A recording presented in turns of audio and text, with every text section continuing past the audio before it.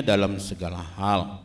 Mereka berbuat demikian untuk memperoleh suatu mahkota yang fana, tetapi kita untuk memperoleh suatu mahkota yang abadi. Sekarang kita buka dari Galatia pasal 5. Galatia pasal 5 ayat 22 sampai ayat yang ke-23.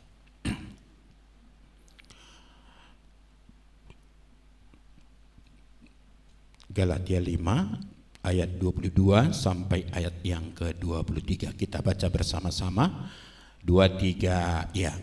Tetapi buah roh ialah kasih, sukacita, damai sejahtera, kesabaran, kemurahan, kebaikan, kesetiaan, kelemah lembutan, penguasaan diri. Tidak ada hukum yang menentang hal-hal itu. Sampai sedemikian jauh pembacaan firman Tuhan. Berbahagia kita ibu-ibu yang dikasihi Tuhan, yang membaca, yang merenungkan, dan yang melakukan firman Tuhan dengan setia. Dalam kehidupan kita sehari-hari banyak persoalan muncul. Itu bukan karena kita tidak tahu kebenaran, bukan karena kita sibulahuta, tahu sibulahuta ya, yang sering membuat keributan ya, atau biang kerok, bukan. Tapi salah satu masalah adalah ketidakmampuan kita menguasai diri. Kita sangat rentan dengan apa yang terjadi di sekitar kita, dan seringkali itu menyulut emosi kita, lalu keluar kata-kata yang tidak terkontrol, bahkan kemudian disertai dengan amarah. Bukan hanya marah ya, amarah itu sampai kadang-kadang jatuh kepada dosa, di mana kita mengutuki saudara kita. Nah, ini menjadi satu hal yang serius yang perlu kita perjuangkan sebenarnya dalam kehidupan kita, supaya seperti yang saya katakan tadi, ada keselarasan antara status kita sebagai anak Allah dan perangai kita, karakter kita, pangalahu kita, sifat-sifat kita. Ada yang menarik dengan Tuhan Yesus. Nah, sebenarnya semua menarik ya kan dengan Tuhan Yesus. Tetapi waktu Yesus pernah marah enggak? Pernah ya. Nanti ibu-ibu kalau baca dalam Yohanes pasal 2 misalnya ayat 13 sampai 16, waktu Yesus itu datang ke bait Allah, lalu apa yang dilihat di sana? Itu para pedagang yang sudah merubah apa yang merupakan fungsi utama dari bait Allah itu, sekarang sudah menjadi apa katanya? Sarang penyamun, liang pandoboan katanya. Bagaimana kemudian praktek yang harusnya tadi itu kudus, di mana orang dengan nyaman datang beribadah kepada Tuhan, sekarang terganggu dengan suara-suara kambing domba dan aroma yang tidak sedap. Ada satu yang kemudian alih fungsi. Lalu apa yang dilakukan Yesus? Yesus marah enggak? Marah, tapi perhatikan Yesus waktu marah itu, dia buat cambuk, lalu ternak itu semua diusirnya. Betul ya? Lalu uang itu penukar itu sebenarnya tadi kan untuk kebutuhan peribadahan sebenarnya kan. Kalau orang mau beribadah kepada Allah kan nanti ada korban-korban kan. Ada juga uang itu untuk kebutuhan sebenarnya itu. Nah, lalu ternak itu diusir semua. Lalu kemudian uang itu mejanya ditunggang balikkan. Lalu kepada penjual burung merpati apa katanya? Bawa ini semua. Kenapa tidak dibuka itu kandangnya? Lalu kemudian akhirnya terbang burung merpati itu semua. Ibu-ibu yang dikasih Tuhan, inilah sebenarnya model marah yang perlu kita contoh. Marah yang kudus namanya. Kalau ternak itu diusir, bisa nggak diambil lagi nanti? Bisa. Kalau uang itu ditunggang balikkan mejanya, bisa nggak dikutip lagi? Tapi burung merpati kalau dilepas, bisa nggak dipanggil? Bisa. Enggak, lari semua. Nah, ini sesuatu yang menarik bagi kita ibu-ibu yang dikasih Tuhan. Maka kita sebenarnya tidak dilarang marah ya. Maka Alkitab mengatakan apabila kamu marah, kan gitu ya. Nah, memang ada masa-masa ketika kita lihat ketidakadilan, ketidakbenaran, kita marah. Tapi bagaimana kemudian kemarahan itu tetap terkendali. Dan inilah yang sering menjadi masalah dalam diri kita Bapak Ibu, baik dalam rumah tangga kita, bahkan dalam komunitas kita sebagai anak-anak Tuhan. Ibu-ibu yang pakai santapan harian yang hari ini saat teduhnya, itu bicara tentang bagaimana kemudian menangani konflik. Tidak terlepas, walaupun ini komunitas anak-anak Tuhan, gereja persekutuan, bahkan pengurus sekalipun yang jam 2 tiap minggu, bisa jatuh dalam konflik. Kenapa? Masalahnya apa? Ketidakmampuan menguasai diri. Maka ini sesuatu yang sangat serius perlu kita gumulkan, kita perjuangkan dalam kehidupan kita. Dan firman Tuhan mengajarkan kita hari ini, itu adalah salah satu tanda kedewasaan rohani. Kemampuan seseorang mengendalikan dirinya, kemampuan seseorang menghadirkan self control, itu adalah bukti dari kedewasaan imannya. Maka kalau ada orang kemudian sedikit-sedikit marah, marah kok cuma sedikit, nah kira-kira gitu ya kan, itu berarti dia masih kanak-kanak di dalam imannya. Ini tidak diukur dari lamanya seorang menjadi orang Kristen, tidak diukur. Oh, aku sudah bertobat, sudah 20 tahun, aku bertobat 30 tahun. Enggak. Kalau tidak muncul karakter baru, salah satunya adalah penguasaan diri ini, itu menunjukkan kita masih kanak-kanak.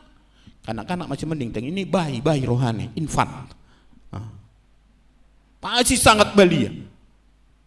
Belia sekali. Nah, ini yang mau kita lihat di sini. Nah, lalu apa arti penguasaan diri ini? Nah, kalau kita baca dari dua bagian firman Tuhan tadi, itu memiliki akar kata yang sama. Nah, dari bahasa Yunaninya artinya apa?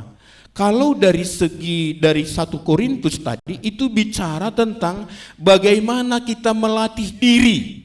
Jadi itu kata kerja dibuat di sana, melatih penguasaan diri sama seperti atlet yang dikatakan tadi, itu dalam konteks sebagai seorang pelayan ya. Kalau kita baca dalam 1 Korintus 9 itu, Paulus itu sebagai seorang rasul, dia pun menguasai dirinya dalam segala hal. Dengan tujuan apa? Supaya ketika dia melayani, memberitakan Injil, dia sendiri tidak tertolak. Kenapa? Banyak orang tertolak waktu menyampaikan firman Tuhan, kebenaran. Kenapa? Terbentur dengan kesalahan termasuk dengan ketidakmampuan penguasaan diri. Ibu-ibu coba dulu kita serius dulu memikirkannya. Ini saya kira bukan hanya keluhan dari Pak Tobing. Mungkin juga hati Tuhan yang paling dalam sekarang.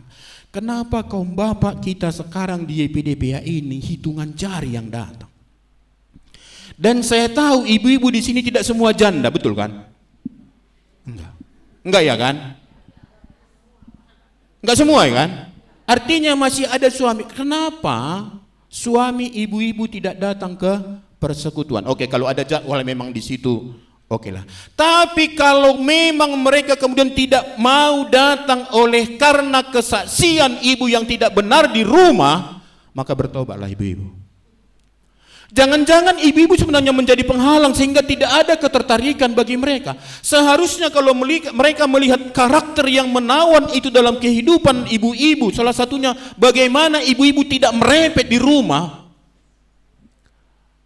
Ini ada namanya penolong yang selalu minta tolong, tahu ibu-ibu?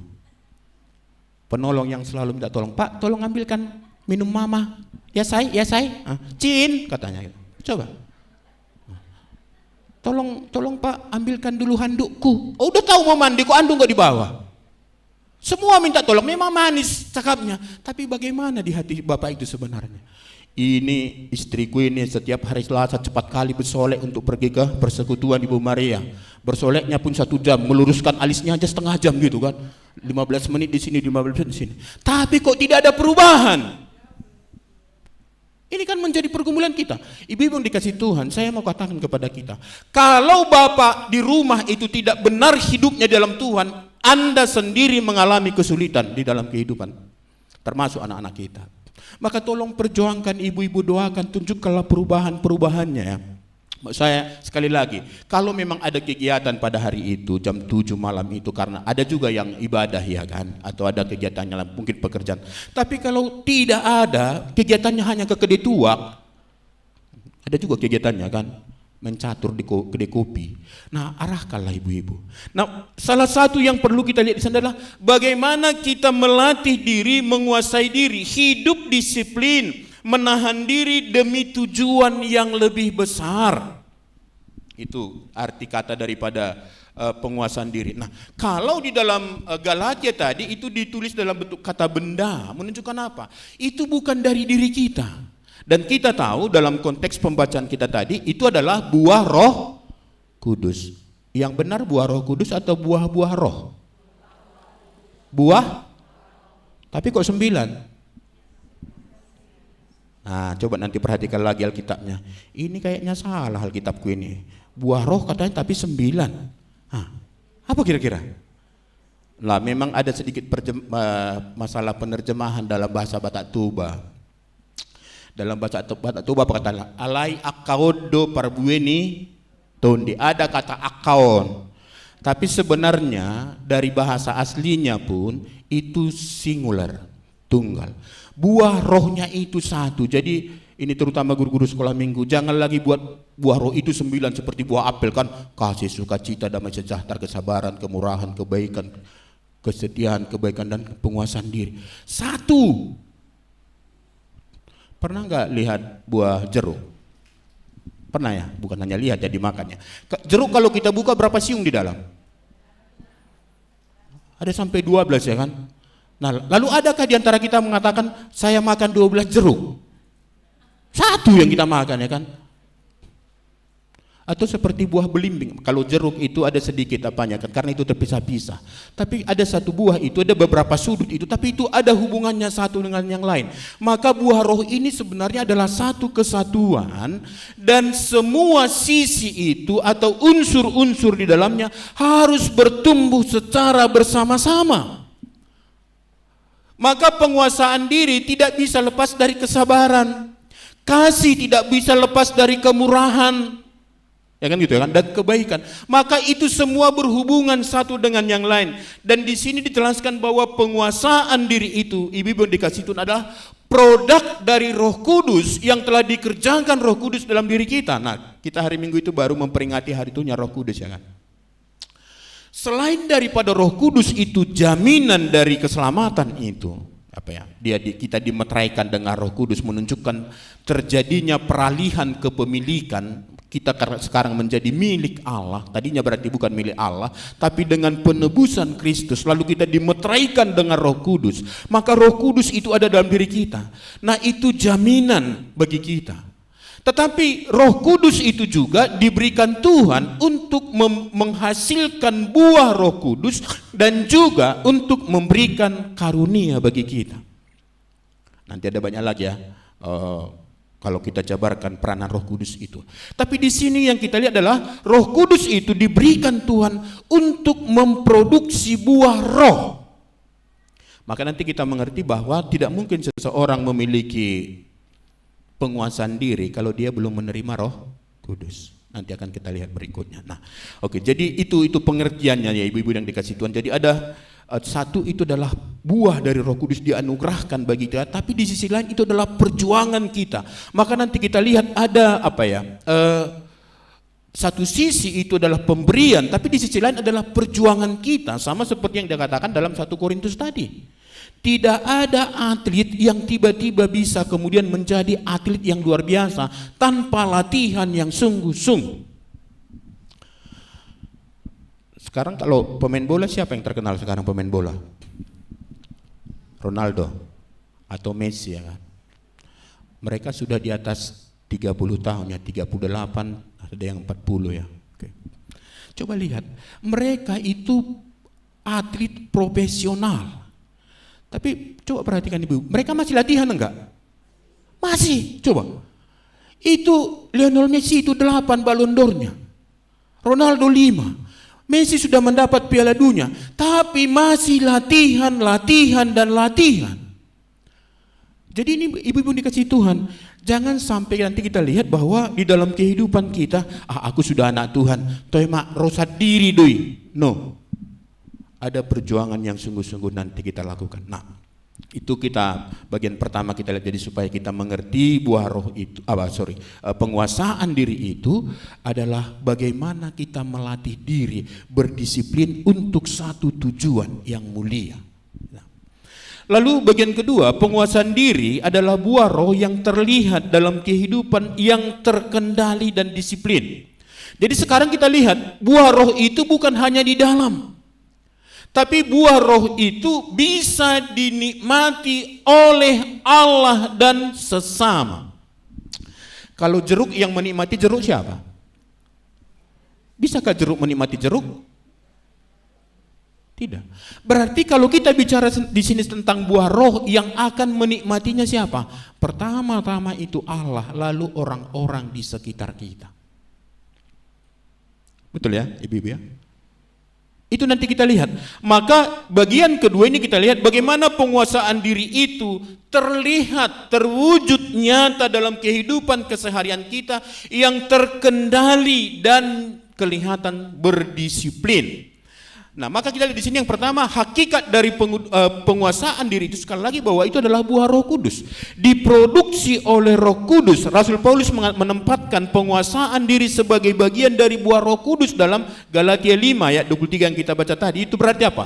Bahwa penguasaan diri bukan hasil latihan kita. Itu dulu yang pertama ya. Saya rindu kita mengerti ini. Jadi jangan kita pikir ada nanti orang yang mampu menguasai diri padahal dia bukan orang Kristen. Ada kan di luar sana kan ada orang yang bahasanya lembut. Kalau kita bicara lembut sekali, nggak marah dia. Nah, nampaknya ini buah Roh Kudus. Tidak. Jadi buah itu ada yang asli, ada yang palsu, ada yang artifisial ya kan. Kadang-kadang yang artifisial itu jauh lebih indah dari aslinya. Ini seperti bunga-bunga gini, cantik ya? Cantik ya kan? Jangan-jangan pernah ibu lihat bunga seperti ini, warna ungu gitu? Jarang ya kan? Kadang-kadang bunga artifisial itu jauh lebih indah dari aslinya, tapi kita tahu bahwa ini palsu. Nah, maka sekarang kita mengerti bahwa ini sebenarnya penguasaan diri itu adalah produk dari Roh Kudus, dan itu hanya dimiliki oleh orang-orang yang percaya kepada Yesus. Jadi jangan terjebak nanti, baiknya aku tengok dia, apalagi mau cari paruh main atau hela ya kan, berjodoh bereng padahal dia belum terima Tuhan Yesus. Itu berarti penguasaan dirinya apa? Artifisial, palsu. Berarti kalau palsu besok bisa tiba-tiba keluar aslinya kan? Namanya ini palsu kan? Berarti bukan itu sebenarnya. Maka jangan heran besok lusa keluar aslinya lalu kemudian ayo tong, bah. Setengah tahun bilang bah, apa enggak stres? Ya kan? Ada ibu punya pengalaman seperti itu. Ay hurip pudo, HP na jolo songonima burjuna. Lah iya memang karena ada maunya. Asal datang bawa martabak ya kan. Horas nantulang. Ijabu do borumuna. Boy do hami manoton. Udah disogok dengan martabak. Ya. Setelah kawin baru nelpon burunya. Ma, tolong doakan ma helamu. Kenapa helaku? Sudah ada madu aslinya, kita tahu madu ya kan. Kita pikir, oh baguslah kalau madu asli, bagikan sama mama ya. Bukan ma, dia bawa ke rumah perempuan. Oh itu rupanya perempuan lagi, kacau ya kan. Nah maka mari kita lihat bahwa sekali lagi ibu-ibu yang dikasih Tuhan, penguasaan diri itu adalah buah dari salah satu unsur dari buah Roh Kudus itu. Maka tidak mungkin orang non-Kristen, bahkan tidak mungkin orang Kristen sendiri yang tidak menerima Yesus, yang tidak menerima Roh Kudus bisa menghasilkan penguasaan diri yang sejati. Betul ya Ibu ya? Jadi ini bukan kita sebenarnya. Ini yang di awalnya. Jadi tapi sekali lagi jadi penguasaan diri bukan hasil latihan kita ini dalam bagian ini ya, tetapi hasil pekerjaan Roh Kudus dalam kehidupan kita orang percaya. Nah maka orang yang dipenuhi Roh Kudus tidak mungkin dia dikuasai oleh emosi, amarah, perkataan-perkataan kotor, tidak mungkin itu. Nah itu sebenarnya salah satu juga perjuangan kita mungkin di kemudian hari akan belajar tentang dipenuhi Roh Kudus. Dipenuhi Roh Kudus itu ada sifatnya tiba-tiba ya, mungkin sudah pernah dipelajari ya kan. Seperti dalam Kisah Rasul 2 itu kan. Nah, ketika roh itu turun lalu kemudian semua murid-murid pada saat itu yang sekitar 120 orang itu dipenuhi oleh Roh Kudus, maka Petrus bangkit berdiri menyampaikan, menjelaskan apa yang terjadi itu. Lalu kemudian dia berkhotbah, lalu bertobat berapa orang? 3.000 orang. Apakah Petrus selamanya begitu? Nanti baca di kitab Galatia, ketika bertemu dengan Paulus di suatu tempat, dia berlaku munafik gitu loh. Jadi ada dipenuhi Roh Kudus itu pada momen tertentu untuk tujuan tertentu, tetapi ada pemenuhan Roh Kudus yang terus menerus, dan itulah sebenarnya yang penting bagi kita. Bagaimana saya dan ibu-ibu dipenuhi Roh Kudus hari demi hari, hari demi hari, hari demi hari, maka inilah sebenarnya yang membuat kita mampu mengontrol diri, mampu menguasai diri. Maka orang yang dipenuhi Roh Kudus tidak mungkin dia dikuasai oleh amarah, tidak mudah bereaksi secara kasar. Ibu-ibu belajar jangan bertindak reaktif. Orang Batak dari dulu bilang untuk penguasaan diri dalam kata-kata, joloni dilat bibir asani dok. Ya.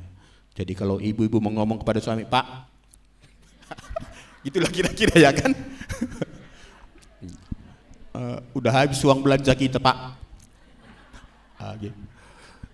Apa itu maksudnya? Enggak, pikirkan. Dulu kan Pak Tubing pernah menjelaskan kan, ada ekonomi kata-kata, intonasi dalam berbicara, tempat untuk berbicara. Kan itu banyak yang dijelaskan kan. Nah, maka ini maksudnya. Jadi mari kita kontrol perkataan kita. Kadang-kadang ibu-ibu, maksud kita baik, tapi ketika cara menyampaikannya dalam keadaan emosi, itu langsung diresponi dengan emosi. Ada seperti kalau dibilang keanehan, bolehlah keanehan. Kita ini kalau orang menyapa kita dengan lembut, kita cenderung menyambutnya dengan lembut, kan begitu kan? Tapi kalau orang bicara dengan kita kasar, langsung juga kita balas dengan kasar gitu kan. Atau dia emosi, lebih emosi kita. Nah, maka ini sekarang perlu kita sadari dalam kehidupan kita.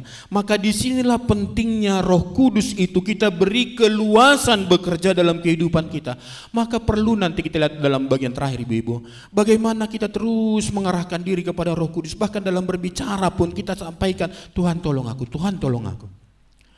Ibu-ibu kalau perhatikan saya kalau mau khotbah seperti ini, biasanya lagu terakhir sering sekali saya tidak bernyanyi. Sebenarnya di rumah pun saya sudah berdoa. Mulai dari persiapan. Setelah waktu persiapan, Tuhan apa maksudnya ini? Setelah selesai persiapan, berdoa lagi. Sampai di sini, jadi sebelum sampai di sini saya itu masih berdoa di situ. Kadang-kadang di mimbar pun masih berdoa dalam hati. Itu maka jangan selalu turuti apa kata guru sekolah minggu kan. Apa katanya? Lipat tangan, tutup mata, kita berdoa Apakah berdoa harus lipat tangan dan tutup mata? Tidak. Walaupun itu model yang sangat bagus juga ya kan, supaya kita bisa konsentrasi. Tapi ada masanya kadang-kadang kita tidak tutup mata sambil bicara, kita tetap berdoa kepada Tuhan. Maka bagaimana kita mempraktekkan ini? Coba ibu nanti bicara dengan Amang di rumah misalnya kan. Pak, ada yang mau ku bilang lah, lalu kita tutup mata. Bapak ditunggu suami kan gitu kan. Katanya harus berdoa. Bukan, dalam hati lah ya kan. Tuhan tolong apa? Supaya perkataanku ini jangan salah, bisa dimengerti dengan tepat oleh pasanganku, dengan anak-anakku. Kadang-kadang kita begini loh, dengan orang yang tanda kutip di bawah otoritas kita. Kita cenderung agak longgar, sembarangan kita bicara. Tapi kalau orang di atas otoritas kita seperti hula-hula pimpinan, sopannya minta ampun. Berarti kita ini berbicara tergantung kepada situasi, bukan merupakan karakter asli kita. Nah, sementara yang dimaksud Tuhan di sini adalah mau siapapun kita hadapi itu, mau anak kecilkah, orang remajakah, orang tuakah, hula-hula kah, pimpinan kah, presiden kah, sama saja. Kita tetap hormat, tetap mendisiplin diri. Bisa mengerti maksud saya ibu-ibu? Nah ini kadang-kadang kita ini tergantung situasi. Jadi ada ambivalensi di dalam kehidupan kita sebagai orang percaya. Gak boleh seperti itu. Ya, sekali lagi terutama kepada orang-orang di bawah otoritas kita, tanda kutip ini ya. Sebenarnya harus samanya kita buat ya kan. Maka di sini ibu-ibu yang dikasih Tuhan. Jadi jadi orang yang dipenuhi Roh Kudus tidak mungkin hidup sembarangan, tetapi belajar hidup tertib dan terkendali. Maka dalam aplikasinya bagi kita nanti ibu-ibu, nah misalnya saat menghadapi anak-anak yang sulit diatur, apa yang akan kita lakukan? Apakah emosi kita yang lebih dominan atau kasih kita yang membuat mereka nyaman berbicara kepada kita? Kenapa anak-anak tidak mau diskusi dengan orang tuanya, tidak mau lagi curhat kepada mamanya? Nanti kenapa? Langsung nanti mamanya baru 2 kata dibilang langsung sebagai guru yang mengajar. Belum lagi kita mengerti apa sebenarnya di hati si anak ini. Agak hiperbola sedikit ya kan gitu kan. Maksud saya berilah ruang kepada mereka dulu menjelaskan isi hatinya. Apa kadang-kadang pelukan itu ya jauh lebih bermakna nilainya daripada kata-kata yang panjang kali lebar itu. Ya kan? Nah, jadi bagaimana saat menghadapi masalah rumah tangga, apa yang dilakukan? Uring-uringan kah? Jalankah? Ke belakang, ke depan, bolak-balik, masuk kamar, keluar kamar gitu. Apa yang dilakukan? Nah, saat lelah dan emosional. Kalau kita lelah kan cenderung kali kita emosi kita terganggu. Emosional itu maksudnya ada perasaan yang kemudian gampang sekali tersulut. Bisakah kita dalam keadaan lelah misalnya sampai di rumah lalu yang kita hadapi tidak seperti yang kita harapkan? Masih bisakah kita tahan diri kita?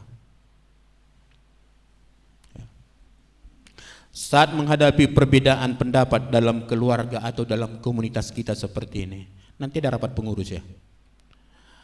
Ibu-ibu yang dikasihi Tuhan, kita harus pahami, kita ini adalah satu tubuh di dalam Kristus, tapi kita memiliki keberagaman. Tangan tidak sama dengan kepala, kepala tidak sama dengan kaki.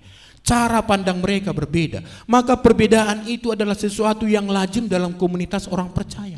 Tetapi perbedaan tidak boleh memunculkan perselisihan, apalagi sampai muncul perpecahan. Tidak. Gak perlu kita ngotot-ngototan di situ. Sampaikan. Oke. Dan di atas dari semuanya apa? Mari berdoa, serahkan kepada Tuhan. Jadi bagaimana kita menunjukkan penguasaan diri itu terlihat bukan hanya ketika kita tenang, semuanya baik-baik, tetapi juga kelihatan dalam keadaan sulit. Ibu-ibu yang dikasihi Tuhan ya, waktu lampu mati hari Jumat itu, ibu-ibu masih bisa tenang? Bisa ya? Bisa tenang sekali karena memang gak ada yang bisa dibuat ya kan. Tapi berapa lama ibu-ibu tahan lalu kemudian mulai muncul gelisah lalu mulai merepet dalam hati. Memang gak keluar kata-katanya. Kami 25 jam mati. 25 jam gitu loh. Lalu kita dengar di daerah kami sudah hidup, di daerah kami sudah hidup. Mereka oke, bangga mereka, tapi nggak tahu mereka kata-kata itu menusuk hati gitu kan. Kenapa? Kami itu pakai sanyo. Jadi air tinggal beberapa gayung lagi di sini. Gimana? Mandi pun harus pergi ke tempat lain gitu. Nah, tapi itu salah satu ujian sebenarnya bagi kita. Kondisi-kondisi yang sulit itu untuk menolong kita mengenal diri kita. Aku ini sebenarnya orang yang bisa mengendalikan diri atau tidak? Aku ini sebenarnya orang yang sabar atau tidak? Oke, ini termasuk dengan menyikapi situasi sekarang kan, kesulitan ekonomi secara global, ya, kenaikan harga-harga, panas matahari yang kadang-kadang yang membuat kita apa ya, ngeri sekali gitu ya kan. Nah, maka ibu-ibu dikasih Tuhan perlu pengendalian diri. Nah, api yang kecil kalau tidak dikendalikan itu bisa membawa bahaya. Ya, tapi api yang kecil yang bisa dikendalikan itu sangat bermanfaat. Ya kan? Bisa masak, ya kan, bisa bikin saksang, bisa bikin nanyura, enggak pakai api ya nanyura ya kan. Tapi kalau marah tadi kan bolehnya itu kan. Itu bukan sifat yang dimunculkan iblis loh ibu-ibu. Bukan. Nah, tapi masalahnya kemudian sifat yang sebenarnya baik itu, jadi kasih dan marah itu sama dengan kasih dengan cemburu. Itu dua sifat yang ada dalam diri kita semua. Nah, masalahnya bagaimana kita menempatkan itu dengan tepat. Nah, tidak dan iya itu juga adalah dua ya keputusan yang harus kita ambil. Tidak berarti semua kalau kita iakan sudah pasti benar. Kalau ada mengajak orang, kita diajak orang misalnya ke tempat yang tidak benar, lalu kita iakan, maka jawabannya tidak. Tapi kalau ada mengajak kita misalnya ke tempat yang baik, persekutuan seperti ini, ke gereja, mengunjungi orang, jawabnya bukan tidak, tapi iya. Ngerti maksud saya, Ibu?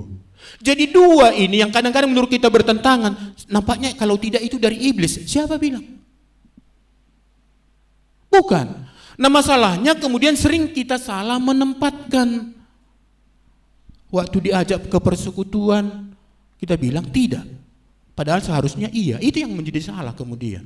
Jadi kasih dan marah itu juga begitu. Dan itu yang ditunjukkan oleh Tuhan kita kan. Kalau kita gereja-gereja kita yang pakai hukum Taurat itu kan, bahwa ada panduk ini di bata taring tupati nasapuli, odo kan gitu ya kan. Lalu dijelaskan itu adalah Allah yang cemburu dan Allah yang kasih.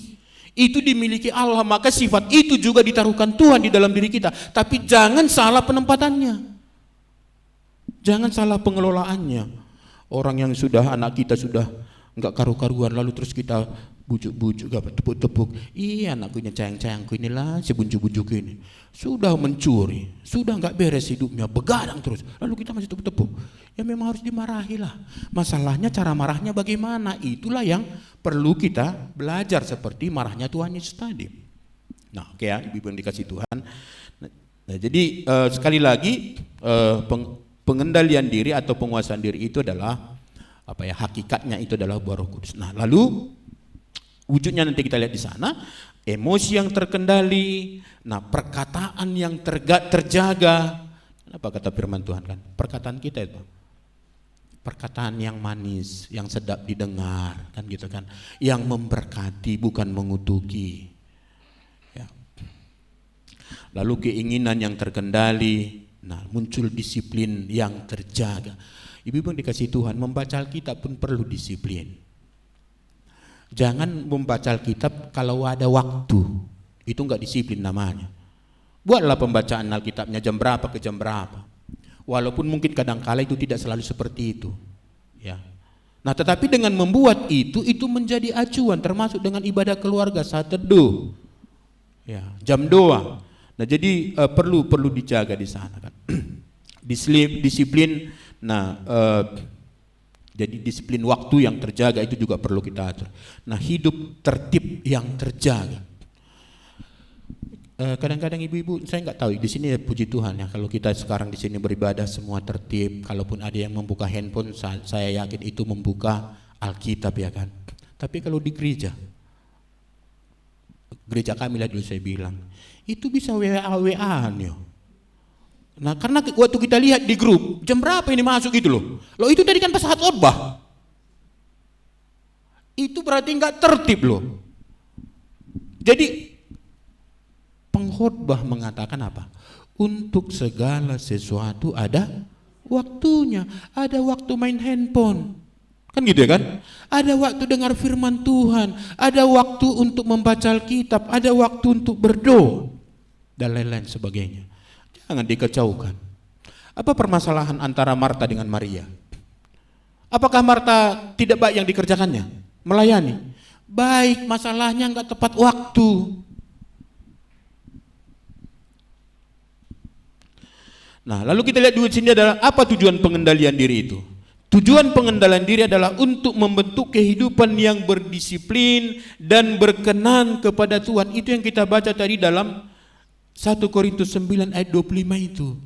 Kalau seorang atlet itu dilatih dirinya, itu kalau petinju itu ibu, ya misalnya dia kelas 71 kg, ya, itu enggak boleh tambah 5 ons timbangannya. Waktu tambah 5 ons 71,5, dia harus berolahraga sebelum hari pertandingan itu harus pas 71 kg. Kalau tidak didiskualifikasi, enggak layak untuk bertanding. Kalau ibu-ibu pernah nonton itu, dalam hal bertinju. Nah maka seorang petinju itu selalu menjaga, itu masalah berat badan ibu-ibu, dijaga terus itu. Jadi walaupun dia selera, dia tetap jaga, nanti nggak bisa bertanding. Kenapa? Karena pengalaman kita menambah berat badan itu gampang ya kan, menurunkannya super sulit ya kan gitu kan. Nampaknya sama pengalaman kita ya. Sama kayaknya kan. Saya udah berjuang ini dari 85 paling turun setengah kilo gitu kan. Lalu sudah turun setengah kilo bikin perayaan, oh puji Tuhan, sudah turun bahan makan-makan lagi gitu kan. Naik lagi. Nah, itu ibu ya. Jadi tujuannya adalah, nah jadi di sini kita lihat Rasul Paulus menggambarkan orang percaya itu seperti seorang atlet yang terus-menerus berlatih, berdisiplin dalam segala hal. Jadi baik dalam hal itu sebenarnya atlet itu sangat-sangat berdisiplinnya, baik dalam hal pola makan, pola istirahatnya.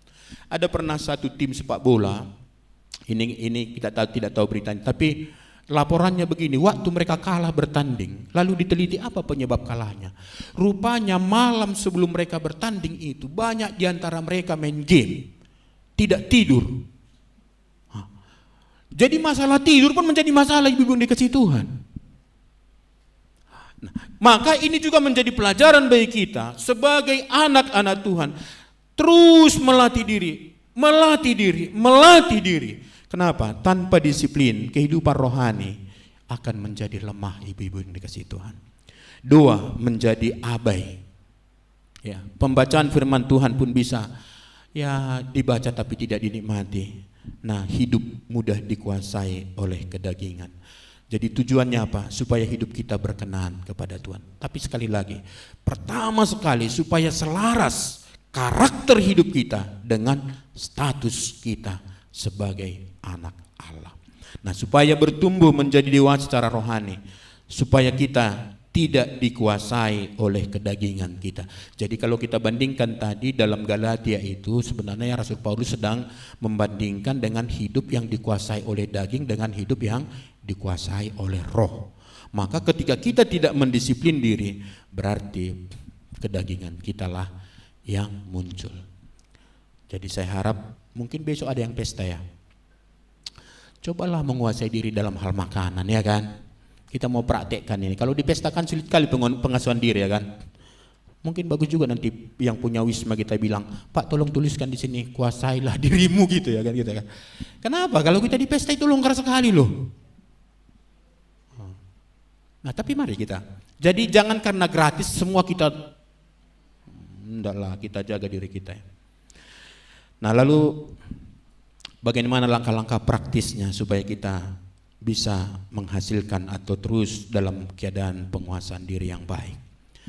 Nah yang pertama seperti yang kita bicarakan tadi, karena penguasaan diri ini adalah buah Roh Kudus, maka pastikan semua kita sudah menerima Roh Kudus dan kemudian menyerahkan diri sepenuhnya di bawah pimpinan Roh Kudus. Apakah ada momen menerima Roh Kudus? Bagaimana caranya menerima Roh Kudus? Menerima Roh Kudus itu tidak bisa lepas dengan menerima Tuhan Yesus. Kalau kita baca dalam Efesus 1 ayat 13 itu ya. Nah, ketika kita mendengar Injil keselamatan, lalu kita percaya kepada Injil itu siapa? Yesus yang mati dan bangkit. Berarti menerima, percaya dan menerima Yesus, maka pada saat itu kita dikatakan dimeteraikan dengan Roh Kudus. Mari kita baca dulu. Supaya ini mungkin sudah ayat-ayat yang sering kita buka tapi kita buka lagi ya. Efesus 1 ayat 13 kita baca bersama-sama. Efesus 1 ayat 13. Jadi ini momen di mana seseorang menerima Roh Kudus ya Ibu yang dikasihi Tuhan. Sudah kita baca Efesus 1 ayat 13 23 ya. Di dalam Dia kamu juga karena kamu telah mendengar firman kebenaran yaitu Injil keselamatanmu.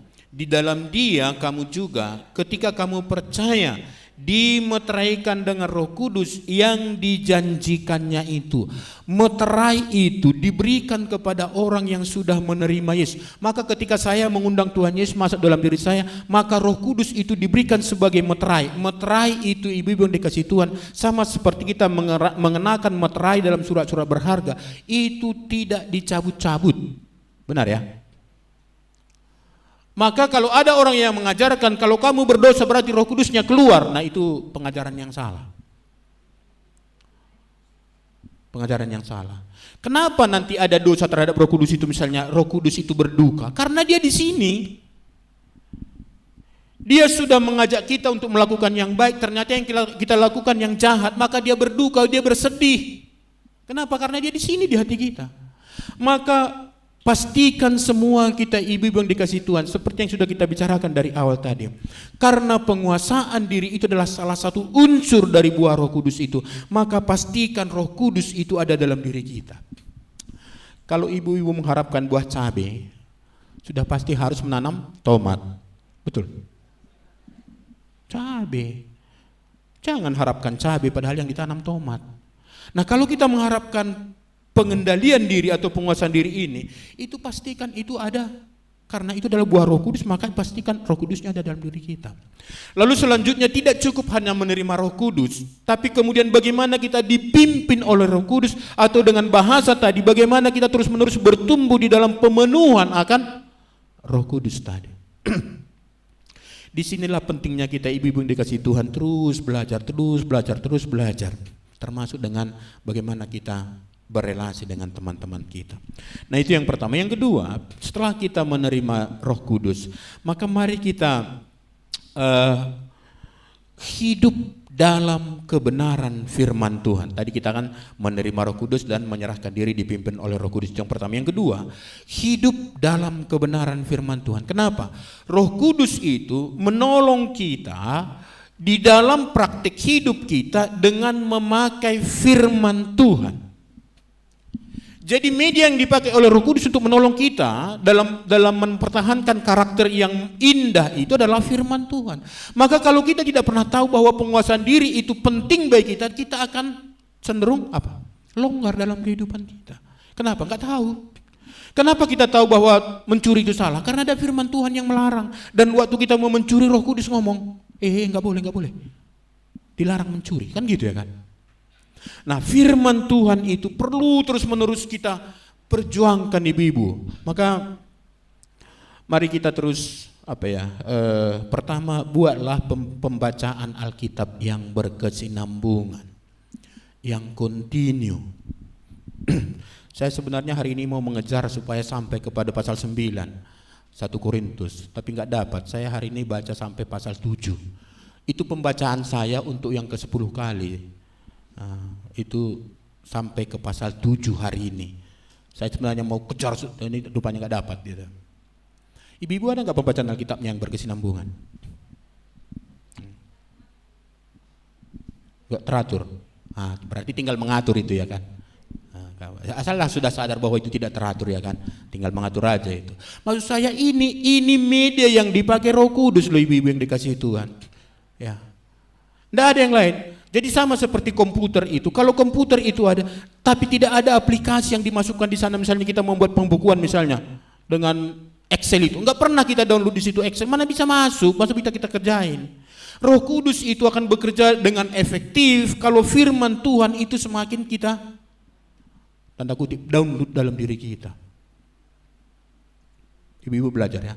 Kemudian masuklah kelompok kecil. Siapa yang belum masuk kelompok kecil di sini? Semua belum masuk. Nah, ini ibu-ibu, ciri khas pelayanan kita di YPDP ini adalah kelompok kecil. Dan ibu-ibu yang sudah masuk dalam kelompok kecil pasti mengerti yang saya katakan ini. Pasti mengerti. Tapi ibu yang tidak masuk, apa itu? Sialang deh, gitu nanti. Enggak loh ibu-ibu, betul. Ini kami kelompok kami, saya asik-asik aja kami kan. Setelah bernyanyi 2 pembuka, oke liturgi. Kadang-kadang kalau dulu saya yang bilang liturgi, nah sekarang mereka yang bilang liturgi. Siapa duluan katanya? Kaulah bistia. Kamu diri. Mereka hafal itu semua ayat-ayat utama dari jaminan itu. 1 sampai 5. Masuk sekarang yang baru kan. Nah ini kenapa? Kalau tidak ada kelompok kecil, enggak ada tanda kutip, tidak ada yang memaksa ibu-ibu melakukan itu, menghafal itu. Enggak ada. Yang ketiga, bagaimana kita bisa menghasilkan penguasaan diri itu. Nah, harus selalu membangun relasi yang hidup dengan Tuhan. Itu yang kita kenal dengan HPDT, hubungan pribadi dengan Tuhan, atau ibadah keluarga. Di sini kita berinteraksi dengan Tuhan. Jangan lupa, penguasaan diri itu adalah karakter Tuhan kita, Tuhan Yesus. Maka kalau kita berelasi dengan Tuhan, maka karakternya itu akan menjadi karakter kita. Ingat dengan Musa ya. Waktu kapan Musa itu wajahnya itu kemudian berkilau-kilauan? Waktu dia turun dari Bukit Sinai. Itu yang keberapa kali? Yang pertama atau yang kedua? Yang kedua kali. Waktu pertama dia naik ke bukit itu, dia turun gak ada bersinar seperti itu. Tapi yang kedua kali, berarti kan 40 kali 2, 80 hari, 80 malam. Dia bersama dengan Allah bersekutu di sana. Masa sampai wajahnya itu bercahaya. Berarti kalau saya dan ibu-ibu mau menghasilkan penguasaan diri, karena itu adalah karakter Tuhan kita, Tuhan Yesus, maka tidak ada pilihan kecuali bersekutu dengan Dia. Jadi berdoa itu Bapak Ibu, definisinya itu bukan meminta, tapi bercakap-cakap dengan Tuhan. Bentuk sederhananya, kalau bercakap-cakap berapa orang bicara? Minimal 2. Kalau praktik doa kita selama ini gimana? Siapa yang ngomong?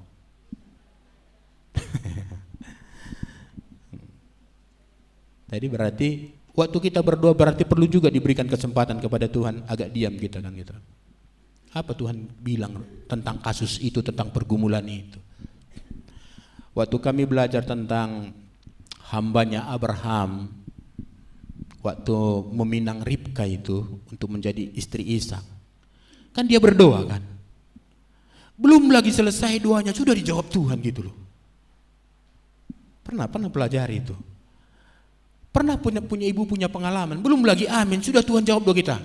Beres mei gitu dibilang dalam hati kita kan. Aman itu, pokoknya udah diatur misalnya. Pernah punya pengalaman itu.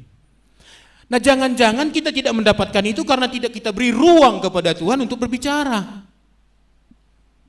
Nyerocos saja Tuhan,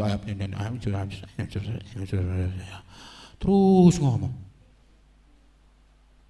Nah, padahal berbincang-bincang, bercakap-cakap dengan Tuhan. Jadi bangun hubungan pribadi yang hidup, yang intim, yang mesra dengan Tuhan. Jadi berdoa itu ibu-ibu bukan sekedar mengajukan proposal kepada Tuhan untuk ditandatangani Tuhan. No. Berbincang-bincang, minta petunjuk dari Tuhan. Terakhir, bagaimana kita bisa menghasilkan penguasaan diri ini ya? Mari kita melatih diri seperti yang sudah kita bahas tadi. Jadi mari kita padukan antara itu adalah pekerjaan Roh Kudus, tapi bukan menjadi sesuatu yang otomatis dalam diri kita. Ada tanggung jawab kita, yaitu melatih diri. Jadi pelatihan diri seperti dalam 1 Korintus 9 ayat 25 tadi, itu harus terus-menerus kita lakukan. Bisa hari ini kita sukses menguasai emosi kita, perkataan kita, perkataan berkat, tapi besok belum tentu. Maka selalu waspada dan melatih diri, menjaga hati terus-menerus dalam kehidupan kita. Dalam Amsal ditulis, orang yang tidak bisa menguasai diri itu sama seperti kota yang runtuh, nggak ada pertahanannya. Ya, sama seperti kota yang runtuh, nggak ada pertahanannya. Itu menjadi orang yang sangat-sangat rapuh dalam kehidupannya. Nah, maka ibu-ibu yang dikasih Tuhan, mari kita semua, bukan hanya ibu-ibu, saya juga masih dalam proses ini. Kita semua berjuang saling mendoakan supaya ya karakter Kristus ini, penguasaan diri ini nyata dalam kehidupan kita. Maka sekali lagi mari kita kendalikan lidah kita. Ya, itu Yakobus pakai istilah itu ya, menguasai lidah. Ibu-ibu katanya itu salah satu kelemahan ibu-ibu ya kan. Masalah berbicara. Kami pun lemah juga di situ, tapi katanya ibu-ibu kayaknya punya nilai plus kayaknya di situ ya kan. Bisakah kita tidak selalu menyatakan apa yang kita tahu? Waktu kita membicarakan sesuatu, bisakah kita diam walaupun kita tahu apa topik itu? Kenapa tidak kita katakan? Karena sudah dikatakan teman kita. Kenapa kadang-kadang rapat itu menjadi lama? Sebenarnya sudah ada teman kita yang menyatakan idenya, tapi karena itu bukan dari kita, kita harus ngomong lagi. Semua ngomong, akhirnya panjang. Padahal sebenarnya sudah Mungkin cara pembahasannya yang berbeda, tapi intinya sama seperti yang saya pikirkan. Kecuali kalau kita diskusi firman Tuhan boleh. PA itu. Oh, kenapa? Walaupun sama maksudnya, tapi waktu saya sampaikan itu kadang-kadang waktu didengar, oh iya ya, ada yang tambah. Tapi untuk rapat intinya sudah dapat. Mari kita sampaikan. Enggak mesti kita ngomongkan semua yang kita tahu, dan itu yang seringkali membuat ribut atau pertemuan berkepanjangan. Ya. Tapi kalau nggak ada yang menyampaikan itu, mari sampaikan. Ada ide-ide misalnya kan. Mengerti maksud saya ibu ya? Kadang-kadang udah disampaikan teman kitanya, tapi karena enggak kita keluarkan dari hati, ada satu sejenis apa? Nampaknya baru kita puas setelah kita sampaikan apa yang ada dalam pikiran kita. Nah, disinilah peranan penguasaan diri ibu-ibu yang dikasih Tuhan. Ya, mari kita latih ibu-ibu ya. Jadi melatih untuk juga di dalam semua itu tetap fokus bahwa saya sedang memuliakan Tuhan. Itu perlu kita latih dalam rapat-rapat, dalam komunitas kita, berbicara, menasehati, dalam keadaan marah pun tetap harus dalam keadaan memuliakan Tuhan. Maka tadi ada marah yang kudus, ibu-ibu yang dikasih Tuhan ya. Nah, ini kiranya menolong kita ibu-ibu yang dikasih Tuhan, semua kita berjuang. Ini salah satu yang paling kelihatan dilihat orang dalam kehidupan kita, yaitu penguasaan diri. Kata-kata kita, emosi kita itu langsung menyentuh perasaan teman-teman kita. Maka mari kita semua berjuang untuk menguasai diri kita. Bersyukur bahwa Tuhan sudah mengerjakan itu melalui Roh-Nya, dan sekarang ada tanggung jawab kita, dan Tuhan akan mampukan kita. Sama seperti apa yang dikatakan Tuhan Yesus dalam Yohanes 15 itu, sebab di luar aku kamu tidak dapat berbuat apa-apa. Dan Tuhan sudah ada dalam diri kita, artinya kita punya potensi untuk mengerjakan ini. Tuhan memberkati, amin. Kita berdoa.